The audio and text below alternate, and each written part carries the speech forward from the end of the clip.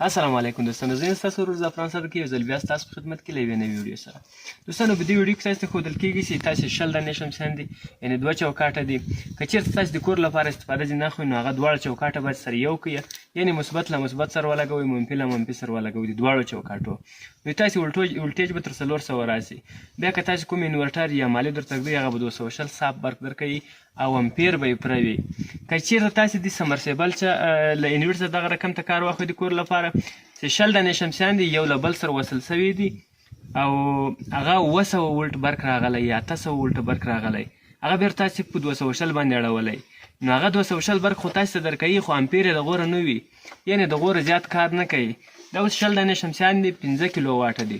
که چېرته موږ په دې طریقه سره ولګوو چې د یو انورټر لپاره 400 ولټه سي او واټ یې 15000 سي، نو دا به په 15000 واټه پوره برق موږ ته راکړي.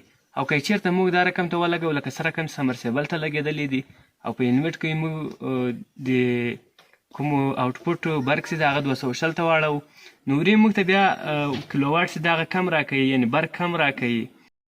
ولټ چې د هغه 220 راکوي، یعنې امپیر چې د هغه کم راکول کېږي، یعنې 2.5 کیلو واټه برق موږ ته راکول کېږي، 15 کیلو واټه نه راکول کېږي. دوستانو، تاسو ته چوکاټونه ښکارېږي، 2 چوکاټه دي او په هر چوکاټ کې 10 دانې شمسیان دي. هر یوه شمسي د 15 یا 19 ولټه ده او 2.5 واټه ده. نو دوستانو، 20 شمسیان چې موږ سره یو ځای کړو، د 10 شمسیانو ولټیج چې موږ سره جمع کړو 3.5 راځي، د 10 نور 3.5، نو دا 200 ولټ رالو. او هر یو چوکاټ چې ده 10 شمسیان 2.5 کیلو واټ راځي، یعنې 2500 واټ راځي. دواړو چوکاټو حساب چې ورته وکړو 15 کیلو واټ راځي. نو دوستانو، دا ولې موږ داسې کوو، دا چنجاور موږ ولې لګولی، د دې مقصد څه شی ده؟ دوستانو، کله چې تاسې په یوه لاین باندې لکه تاسې سمرسیبل ورباندې چلوئ او د تاسې ولټیج 200 ده، تاسې په 220 اړوئ، نو هلته یې تاسې امپیر کمیږي، 2.5 کیلو واټه برق تاسې ته په لاس درکول کېږي، 15 کیلو واټه پوره نه درکول کېږي، تاسې برق کمیږي. نو په دې خاطر باندې موږ دواړه چوکاټه سره یو کوو، د دواړو مثبت لګوو، منفي لګوو، بیا انورټ ته کوو. بیا په انورټ کې موږ پروګرام ورته کوو چې 220 ته ولټیج واوړي.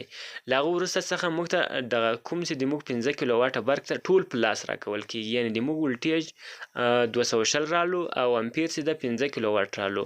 او هلته چې موږ کله څنګه چې د اوبو پروګرام ده او د اوبو لپاره شمسیان عیار دي، دغه رقم ته وایرینګ سوی ده او موږ یې ولټیج ور وښوروو، بیا د موږ ولټیج چې دی هغه 220 په لاس راکوي، خو کیلو واټ چې کوم ده هغه پوره په لاس نه راکوي، یعنې 2.5 کیلو واټه موږ ته راکوي، 15 کیلو واټه نه راکوي. د انورټ پروګرام دغه رقم ته ده. نو دوستانو، دا چنجاور موږ لګولی، یو خواته چې ووږي د دواړو چوکاټو مثبت له مثبت سره لګوي، منفي له منفي سره لګوي، او بیا د انورټ خواته بیایي. خو دا بلې خواته چې بیا ووږو، بیا د دواړو چوکاټو د یوه چوکاټ منفي راخلل، دا بل له مثبت سره لګوي او د یوه بل سر کې موږ ته منفي او مثبت په لاس راکوي. یو ځای د موږ 800 ولټه برق راځي او دا بلې خواته یې موږ 400 ولټه برق راځي. نو دوستانو، دا رقم ته وایرینګ مې کړی، تاسې ته ښکارېږي. که یو طرف ته ووږو 400 ولټه برق د دواړو چوکاټو راځي، که بل طرف ته ووږو 200 ولټ راځي. 200 ولټه د اوبو لپاره کاروه او 400 ولټه د کور د برق لپاره کاروه. که چېرته په منځ ولاړ دا بیا بند وي، یو شی کار نه کوي. په دې طریقه سره وایرینګ سوی، تاسې که د وایرینګ کاپي کوئ او جوړوئ، په دې طریقه سره وایرینګ سوی تاسې ته ښکارېږي. نو دوستانو، اوس دغه چوکاټونه خو تاسې ولیدل، 2 دانې چوکاټه دي او په هر چوکاټ کې 10 شمسیان دي. چنجاور مې دغه سربسته کو، کور مې ورباندې بندې کړلې. په میګر کې بیا اوس تاسې ته ولټیج وښودل چې څومره ولټیج دی. دغه اوس یې تاسې ته ښودل کېږي په میګر کې. دغه موږ د انورټر لپاره چې برق باسو، د دواړو چوکاټو 360 ولټه یا 15 ولټه برق دلته کې راځي.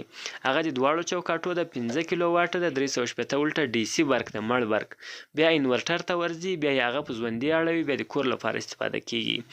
او اوس یې دا بل خواته راړوو. دا برق خو تاسې په میګر کې وکتل 315. اوس موږ چنجاور دا بل خواته راواړول. اوس د هغه ولټیج ګورو څه رقم ته راځي. دلته میګر لاینونه ما ورکړل، خو دغه د موږ میګر چې ده تر 600 ولټیج زیات نه ښیي او دلته ولټیج 200 تر 200 پورته ولټیج راځي. دا هغه طرف ته اوس چنجاور ووال سو چې موږ اوبه ورباندې کاږو، انورټر باندې چلوو. او که چېرته چنجاور په منځ باندې ودرول سي، نو بیا یو شی هم کار نه کوي، یوې خواته هم برق نه ځي او برق خلاص وي. نو دوستانو، تاسو ته اوس انورټ درښایم چې انورټ یو چپ لاس خواته موږ چنجاور ووږو، یعنې د میګر خواته چنجاور ووږو. دلته یې موږ 200 ولټه برق ورځي انورټ ته، انورټ بېرته 380 ولټه برق سمرسیبل ته ورکوي چې اوبه راپورته کړي. نو دا تاسو ته ښکاروو اوس دلته موږ انورټر ته ایښی ده.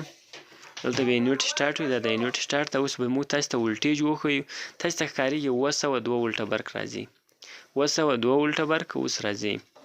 نو دا انویټ چې دا ډېر صحیح کار کوي په دې طریقه سره. نو دوستانو دا یوه د اوبو دپاره طریقه چې له اوبو څخه کار اخلي. اوس چینجاور دا بل طرف ته وګو چې د موږ برق د انورټر خواته ولاړ سي، د کور لپاره استفاده سي. هغه موږ یو انورټر ورته لګولی ده او په هغه کې به تاسو ته ولټیج هر څه وښودل سي. دا انورټر دا مړ برق په ژوندي برق باندې اړوي او له دې څخه تاسو کمپیوټر، ټي وي، استري، بخارۍ، یعنې هر څه د برق وسایل چې ټول ورڅخه چلولی سي او صحیح کار ورڅخه کوي.